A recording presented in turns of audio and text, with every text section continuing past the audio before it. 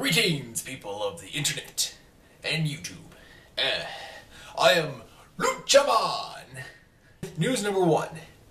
Recently, WWE World Wrestling Entertainment came to my part of the state, my part of the country, for the road to Wrestlemania.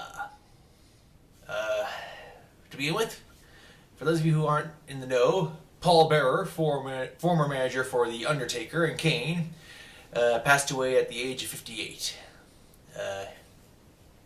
He was the pale guy with the mustache who ran the funeral parlor, so people kind of knew him, so he fit well with the Undertaker theme. Very creepy guy. Nextly, like I said, WWE Raw was in my neck of the woods. It was pretty cool. We got to see Lord Tensai and the Funkasaurus team up. I got to high-five Brodus Clay. Let's see, we saw Chris Jericho take on Dolph Ziggler. Y2J did save us, very awesome. There's some new Bray Wyatt character running around. I think he was a former member of the Nexus. This guy has now gone completely weird. Oh, and of course there was the big main event. It was the triple threat match between The Shield and Sheamus, Ryback, and John Cena. I got to high five Sheamus, and I got to shake John Cena's hand. Freaking awesome. Yeah. So it was pretty cool. If the Raw or the SmackDown or any event is taking place in your area, I definitely recommend getting tickets because it's always pretty fun. You get to go there and you can see how big these guys are in person. Alright, next. Alright.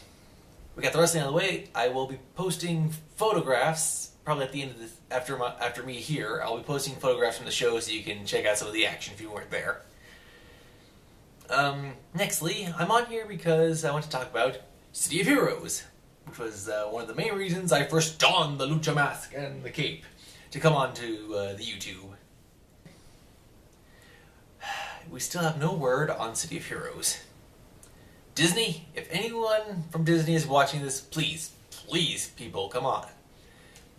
You've had people tell you how much we love this game. You've seen stuff on YouTube. You've seen all across the internet how much people love this game.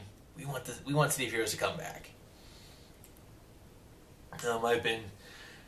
The game has closed off, and ever since it has, I've noticed NCSoft stocks has been holding a steady pattern, but they have been very low for a very long time.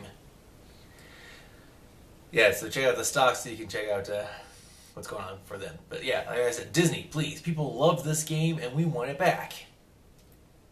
Currently, all we have now is Champions Online, and there is the promise of the sequel, Heroes and Villains, that is coming later on from the Project Z. So, fingers crossed. Hopefully that'll work out. My counterpart, Test Subject 1337, he will be covering an event that is happening later on. What it is, I don't know. But it'll be pretty awesome. Oh, now I remember. There's the reason I'm doing this post, aside from the wrestling, from City of Heroes. Now, as I've stated many times in the past, City of Heroes was launched before World of Warcraft came out. Now, I just saw on Dorkly's website.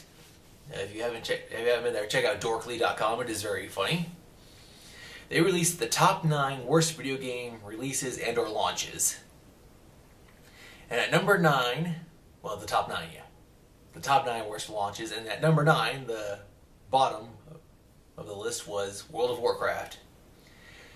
So, yeah, they said the game was slow on the first day. It had overcrowding. You couldn't even get into some of the servers sometimes. If you could, it was just, you had constant lag.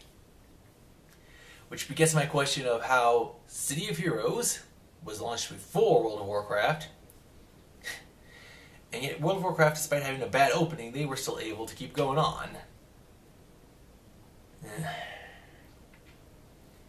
Weird, isn't it? And then I think after number 9, where it was Diablo, I think another game from the people that brought us to World of Warcraft. Yeah, so City of Heroes, great game, and I think it did pretty good for its opening sessions. But yet World of Warcraft, with its bad launch date, is still around today. Come on, people.